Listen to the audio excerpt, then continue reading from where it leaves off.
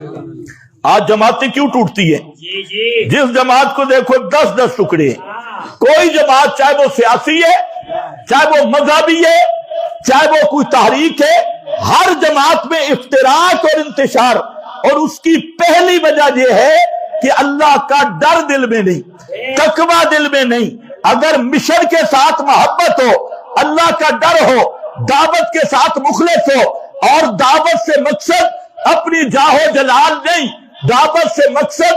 دنیا کا پیسہ نہیں، دعوت سے مقصد فیسیں نہیں، دنیا کی کمائی نہیں، یہود و نصارہ کی طرح تجارت نہیں، بلکہ دعوت توحید کا مقصد صرف اللہ کو راضی کرنا ہو، نہ شو بازی ہو، نہ تجارت ہو، نہ مفاد ہو، نہ اپنے نعرے ہوں، صرف اس طرح ہو کہ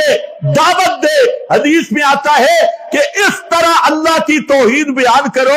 کہ لوگ کہیں یہ جھلا ہے، پاگل ہے، پاگل لوگ کہیں یہ پاگل ہو گیا۔ اس طرح توحید کی دعوت دو اور مخلص بن کے دو، اللہ کے لیے دو، کسی کو راضی کرنا نہ ہو، نہ بڑوں کو نہ چھوٹوں کو۔ اگر یہ جذبہ ہر کارکن میں آ جائے، خدا کی قسم وہ جماعت کبھی افتراق کا شکار ہوتی نہیں۔ جماعتیں ٹوٹتی ہیں ریاکاری کے بت کی وجہ سے، جماعتیں ٹوٹتی ہیں حسد کی وجہ سے،